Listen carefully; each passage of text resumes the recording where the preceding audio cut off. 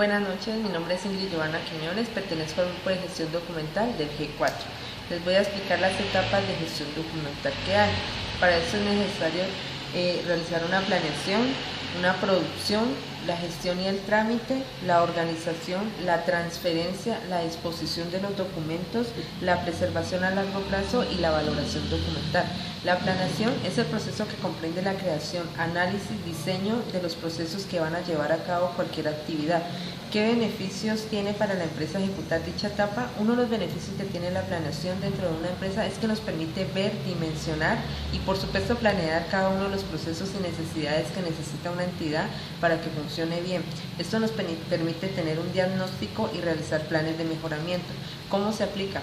Dentro del decreto 2609 del 2012 reglamenta los principios del proceso de gestión documental y uno de los principales procesos es la planeación como primera medida, porque nos permite llevar un control y seguimiento de los procesos. Otro de los ítems que está estipulado en el anterior decreto es el artículo 6.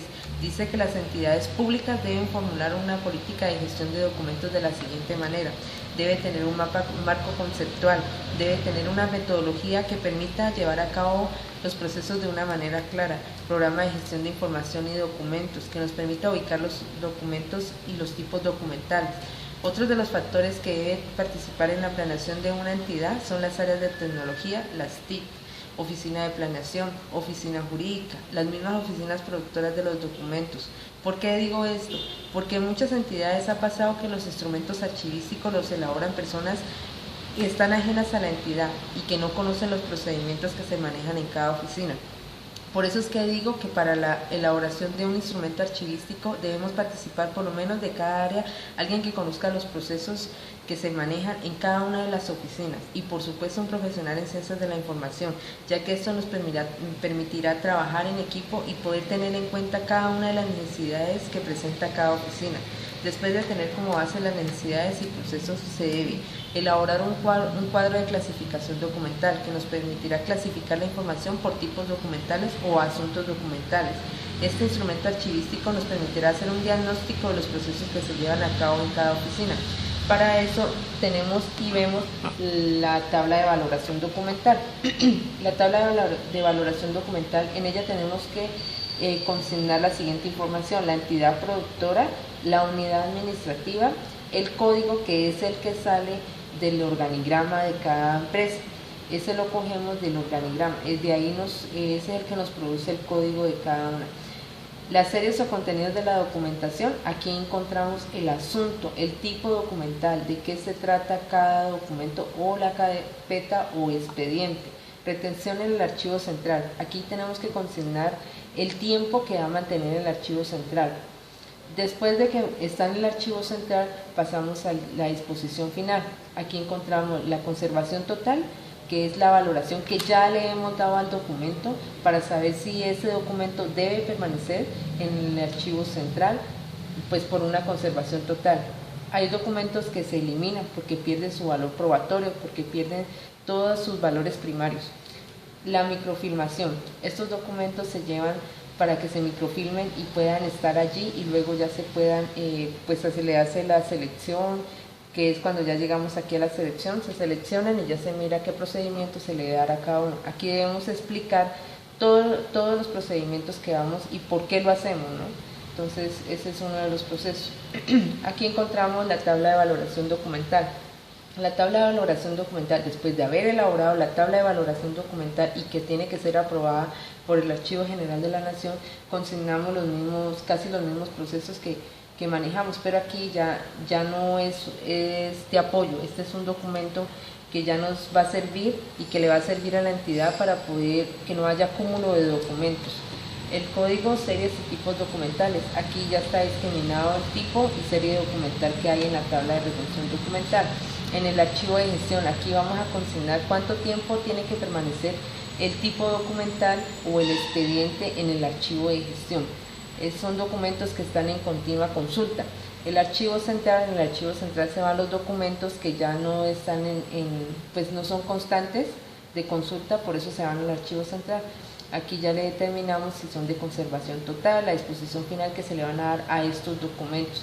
la eliminación, la microfilmación y la selección. Por supuesto, el procedimiento que le vamos a dar a ellos y por qué le vamos a dar ese procedimiento a estos documentos.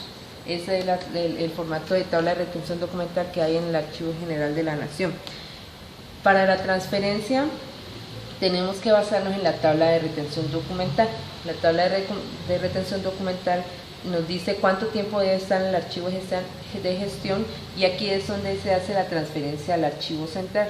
Entonces aquí ya sabemos que si tiene que estar 5 años en el archivo de gestión, 1 año o 1 año en el archivo de gestión, al otro año, al próximo proceso que se debe hacer es estar en el archivo central y ahí ya se determina la disposición final, si es de conservación total, que iría al archivo central y al archivo histórico. La disposición de los documentos. La disposición de los documentos. Todos los documentos deben estar en orden, organizados, clasificados. Dentro de estos documentos encontramos este ejemplo de solicitudes. Aquí nos identifica un rótulo que nos identifica el fondo, la dependencia, la sección, la serie, que es la que está consignada en la tabla de retención documental, la subserie, que sería, en este caso, pues, viene emanada también de las solicitudes, o sea que es de la serie, el número de folios que lo tenemos que consignar no puede exceder los 200 folios, el número de legajo, el número de caja donde va a estar consignada la carpeta o expediente y las fechas extremas que hay en la carpeta. Para la elaboración del índice, se van a consignar todos los documentos que van a componer el expediente o que van a componer la carpeta. Dentro de él se discrimina el asunto, el ítem, que es el que identifica y es consecutivo.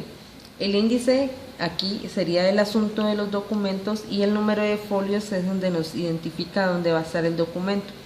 En este caso, si buscamos una secretaria o cualquier persona que vaya a buscar el documento, iría al asunto, en este caso sería solicitud de SDP, entonces dice que está en el 179 y es ahí donde debe encontrarse el documento.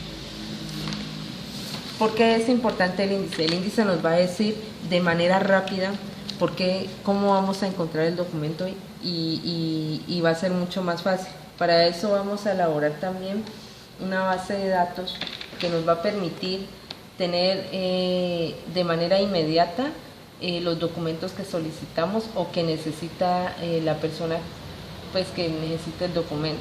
Aquí consignamos, esta es una base de datos de un consecutivo de resoluciones. Aquí se consigna el número de resolución, se consigna la fecha, el tipo, que es el asunto, que en este caso sería un reingreso de un estudiante, el nombre del estudiante, la observación si la hay.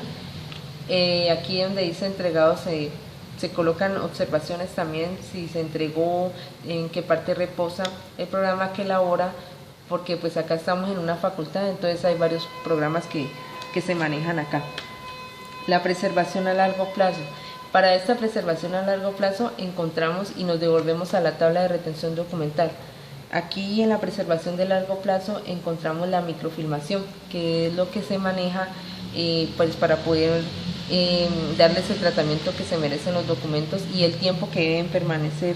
Pues ya hay documentos que prescriben, entonces se transfieren al archivo central y de allí se microfilman, se les da el tratamiento que se les debe dar para que puedan ser preservados a largo plazo y que puedan servir de consulta pues para las personas que más adelante requieran de ello. La valoración documental. La valoración documental, ahí nosotros vamos a valorar los documentos. Vamos a mirar si son documentos primarios, son documentos secundarios, los tipos documentales, cuáles son los documentos que tienen que estar en el archivo, por cuánto tiempo deben estar. Todos estos documentos nos permiten, sirven de posterior consulta y van a estar, tienen que estar para la valoración y la preservación a largo plazo, deben estar en condiciones óptimas, las que están estipuladas en la ley 594 del 2000, que es donde nos da las pautas para la preservación, elaboración, clasificación de todos los documentos que hay en la oficina o en la entidad que estemos laborando. Entonces es importante por eso también conocer todos los procesos que hay, ¿no? Y las leyes, los decretos, todas las circulares que hay en el AGN. Pues con este trabajo se logró unificar criterios, unificar información que nos va a servir para posteriores consultas de pronto donde estemos laborando. Esos son documentos de apoyo que nos van a servir y pues culminamos esta etapa de gestión documental aprendiendo mucho, aprendiendo a trabajar en equipo y conociendo todos los procesos, leyes y decretos que existen para estas etapas de gestión documental.